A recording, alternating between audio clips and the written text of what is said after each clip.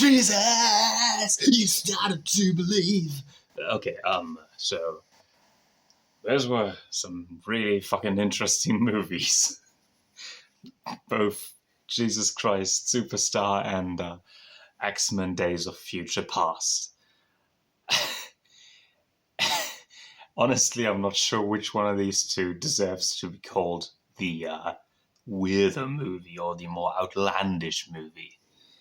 On one hand, we have a 1970s musical that was adapted in the most flower children way I could have ever imagined, that depicts the end of Jesus Christ's life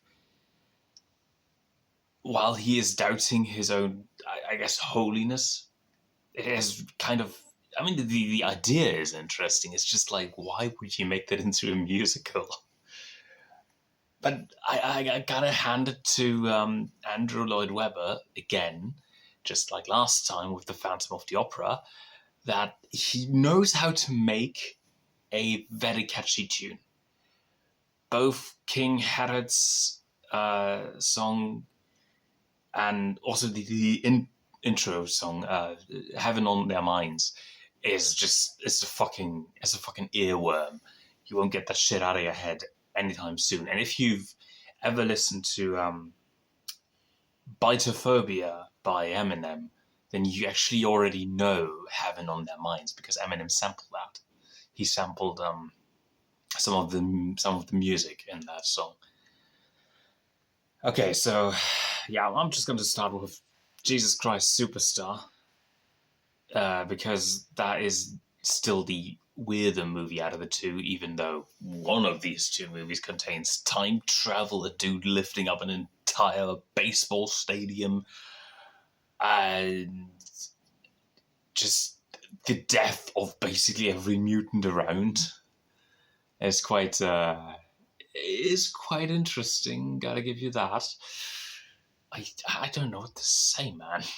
It's still not as weird as having what I can only call as the most contemporary, temporary time travel fuckery happen in a musical about Jesus Christ. So what I did not expect this musical to be was a bunch of people arriving on a bus in the middle of the desert, getting off that bus, and then kind of building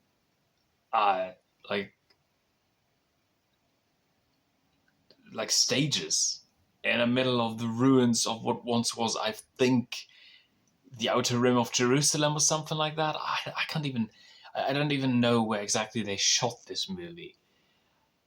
But I know that it was amongst some very probably important ruins. I did not recognize any of it. I just know that all of these ruins look very much ancient. And that's kind of it. I have no idea where exactly they're shot. I might have to look that one up. So they arrive there. They start building like very bare-looking sets amongst the ruins, and they also sing and they dance amongst these ruins. Some of the people are wearing army gear, contemporary army gear from the 70s. Others are wearing basically the garments and then the gears and whatnot of the actual time in which Jesus was supposed to have lived. And it's memorable.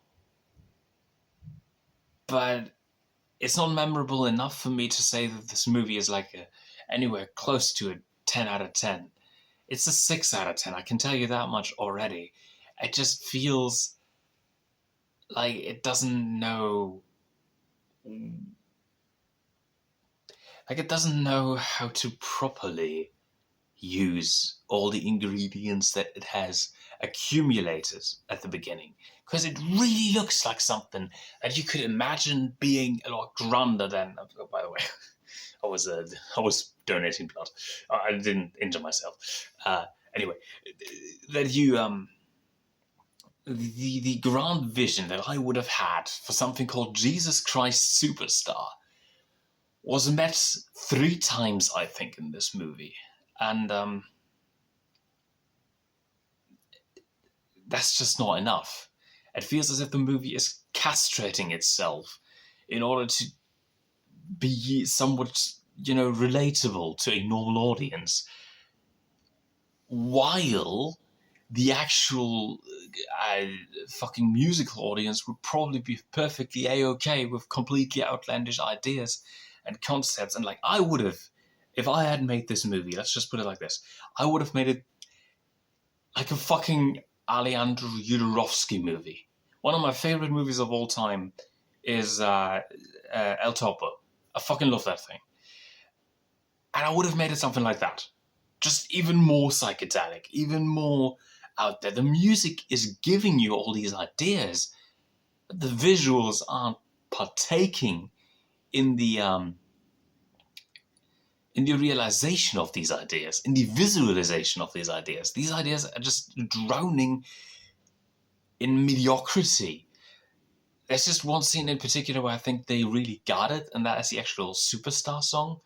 Everything else just feels like it's weirdly downplayed for an idea that in theory should be a lot more epic and a lot more quirky and crazy, because that's what the intro of the movie promised me. Something really fucking out there.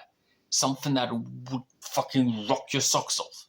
And it doesn't rock your socks off. It just kind of meanders quite often.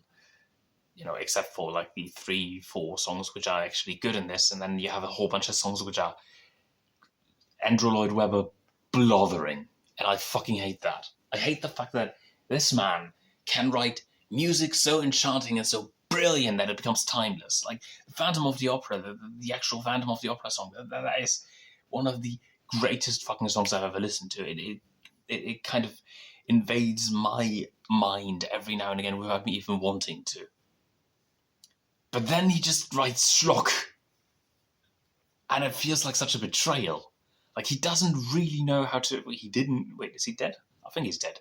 He didn't really know how to handle himself and didn't know how to go all the way through. And I think that's the movie's biggest fault. You have this idea of a Jesus Christ who's doubting himself. You have the idea of a hippie, fucking Jimi Hendrix style musical that is kind of awesome and really funky at times. And you don't do anything with it. You do something with it, but it's not enough. It just feels so subdued. And that should never happen to a musical about some sort of holy figure. Like, imagine if... Oh, wait. Actually, I was about to say, imagine if you had a musical about some other holy figure, and I was trying, going through my own, just like scrambling through my brain, trying to come up with like an interesting idea for one of these holy entities to get a musical, and one of them was basically like, you mix Scott Pilgrim with Islam. Why the hell would that work? Oh, I don't know, because Scott Pilgrim punched a hole in the moon. Guess who else was supposed to have punched or like done something really violent with the moon? Yeah, that's right, bitches. It's Muhammad. No, but actually, besides that, fucking tangent over here. Besides that, I just realized that I came upon not too long ago in one of those cartons where they put like a little sign in there that says, take it or whatever, which sometimes people just want to get rid of some old books or whatever. Someone put in one of these cartons that was standing on the side of the road, this. Now, even if you can't read fucking German, if you don't understand it, you pretty much do understand the word Mormon. And that brings me back to the fact that I still need to listen to the Book of Mormon by the guys who made South Park. I'm pretty sure they actually got it right. I'm not sure if they made a movie adaptation out of it, but, and that's the biggest flaw with the Jesus Christ Superstar. Great songs, but such a lackluster vision. Besides the ruins of the ancient world, which, yes, these ruins are great, but you're not really doing that much with it. Besides some of the more outlandish ideas that are hinted at, like fucking Judas coming back from the dead with a choir of angels, but additionally, he doesn't just go back with a choir of angels. He comes back dressed like Elvis or something like that. That was great, but we don't have all that much in this movie. King Herodes, or whatever his name is, he felt funky enough to be part of the movie that I would have envisioned. But most of the rest of the movie is kind of mediocre. Oh, wait, hold a second. Something really does stick out in this movie, like a sore thumb, as if someone had taken your thumb, drilled a hole through it, left it to bleed, left it to get infected, and then it turned black, and then it swole up, because that's what the hats look like that the Jewish temple men are wearing. I'm not sure if that's like ancient Jewish headgear. I doubt it somehow, but it looks really fucking silly. That's another thing that really stuck with me from this movie. So basically, Heaven on Their Minds, King Herodes' song, Superstar, the silly hats of the Jewish temple people, and the ruins. And that's it. 6 out of 10, and I'm being kind of generous with that. Speaking of the past, and of things that may or may not have happened, it's X-Men. It's pretty good. X-Men Days of Future Past is a really entertaining movie that really drove home the idea that, yes, we do not necessarily need to always rely 100% on Patrick Stewart and Ian McKellen to carry an X-Men movie, and a really good X-Men movie at that. We can also have like 5% of the movie be Patrick Stewart and Ian McKellen. But then nonetheless, all the good actors from, lots of good actors from X-Men First Class returned for this movie, and we obviously, this time around, actually got our man back, Hugh Jackman as the Jacked Man, as the Wolverine, and he is pretty good. Yet again, the story is there's always a mixture of either or with the X-Men movies, isn't it? Like either it's Magneto is doing something really fucked up, or the humans are going to do something really fucked up to the mutants. And then Magneto helps stop them, but then Magneto tries to do something really fucking evil, and that's it. It's not necessarily as original as I would want it to be, but you know, it's still entertaining, and everybody is giving their all, which is a lot more than you can say about, once again, the other movie that I was reviewing just a few minutes ago. I believe that the time travel idea had been done well, but could have been done better, in my opinion. I get the idea that, they're on a timer in both past and present, but I also can't help but feel that it could have been a bit more clever about it. But then again, X-Men Days of Future Past is not supposed to be Primer, it's supposed to be Back to the Future. That's always the distinction I make between what a movie is actually trying to do with its science fiction elements. And if it's time travel, more movies than I could count are going with or have gone with the Back to the Future route, because the Back to the Future route is a lot more entertaining, and people don't like being overwhelmed with complex bullshit. Even if it is entertaining to certain people. Like, for example, I really fucking like Tenet, and I did understand it after a while. Actually, during my first viewing, I understood it, but I didn't necessarily get everything that was happening in every scene. But once again, X-Men Days of Future Past isn't trying to be that. X-Men Days of Future Past is trying to be an entertaining time travel / superhero movie, and it does that very well. We get an apocalyptic moment, which is ironic since the next movie is literally called Apocalypse, although that's not the next X-Men movie I'm going to review. And yeah, no, there are so many great scenes in this movie. For example, we have the start, which is this heist thing.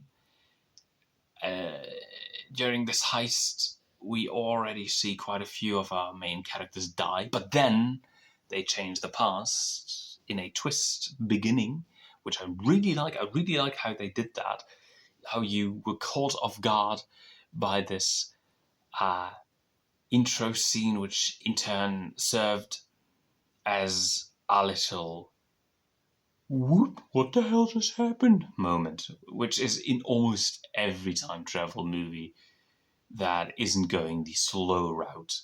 The whoop moment refers to a moment in which someone is just experiencing, witnessing, or performing something that the audience doesn't quite get yet. And we wow them with the very, in theory, maybe confusing or illogical way that things have perspired. And then we get to explain everything, and then we get to see it in action again, and then we can actually, be 100% invested with our main character's pursuits. And that's exactly what X-Men Days of Future Past does. It really gives you that feeling of wanting the good guys to win and hoping that these time travel shenanigans will 100% pay off, because the future is at stake here, even though we're in the past, but we're also in the future. You see.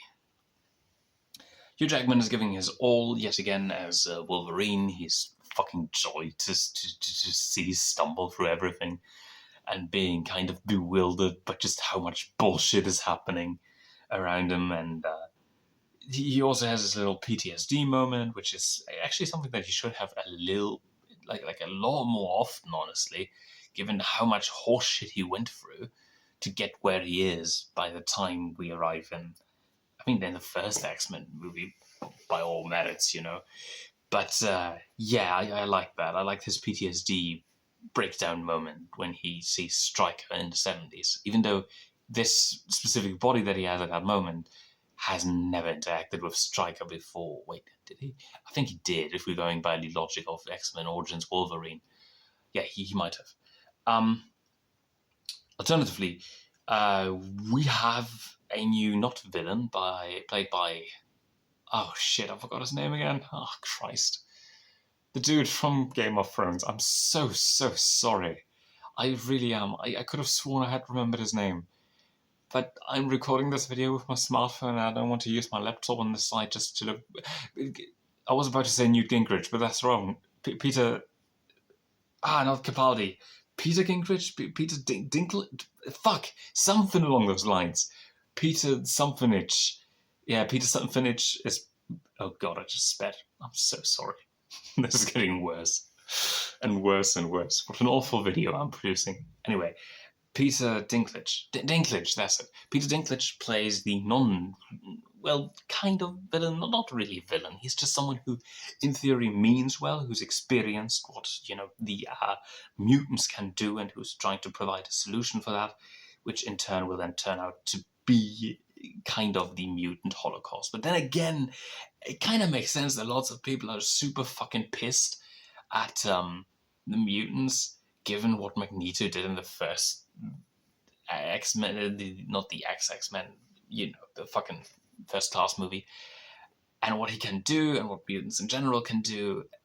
And you can kind of buy Peter Dinklage's character being very much eager to develop some sort of mechanism or weapon to either keep the mutants in check or to just get rid of them in general. And that's horrifying, but it makes sense for the character. His motivations make 100%, not 100% sense, but they make sense from where he's standing. And I do really like that this is not some sort of evil asshole. He is well-intentioned, and he comes from a place that people could 100% understand. And so we can't really hate him. We also don't want to see him die, because then that would ultimately trigger even worse results than if he had lived. Although the results of him living were already bad enough as it is, because he developed the anti-mutant mega robots. I forgot what they were called, but it doesn't matter too much. Yeah, so I like that. I like the fact that we don't really have a villain per se this time around. We have Magneto doing his Magneto stuff, but as I just recently started watching Star Wars The Clone Wars, it's basically just like Anakin doing Anakin stuff. He's a fucking wild card, and we know what he is going to do essentially, but we don't necessarily know when, or we don't know how far he's going to go. But lifting up an entire fucking stadium, that is pretty damn awesome. One of the most memorable scenes in the goddamn movie. Also, Wolverine being penetrated with multiple metal rods, which sounds a lot more sexual than I anticipated it would. That is also a very disturbing image. And then him being basically left for not dead, but nearly dead, and eternally regenerating at the fucking bottom of the Hudson River. I think it's the Hudson River. Wait, were they in Boston or were they in New York? No, they were in Washington. Shit. I don't know what river goes through Washington. I have no idea. And yeah, that is a terrifying fate that Magneto has bestowed upon Wolverine. Thankfully, he's saved by the end of the movie, but still, that is horrifying. What else? We got Charles Xavier deciding to choose his mutant self for the greater good instead of, keeping his legs in working order. But I can't fucking help but wonder if he couldn't, manipulate his legs via mind control or some dumb shit like that. It's probably something someone has already brought up in some sort of X-Men forum, like in 1992, when the internet was very much young. I can picture it right now.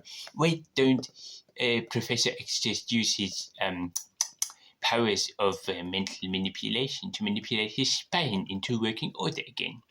I believe that would be best. Wait, hold a second. X-Men? Shit, the animated series only came out in 94, I think. So that wouldn't even have been a thing in 92. So it is some dude in 1995 then. Who gives a shit? But I digress. What else? Yeah, no, Magneto is fucking awesome. Peter Dinklage did a great job. Hugh Jackman was awesome.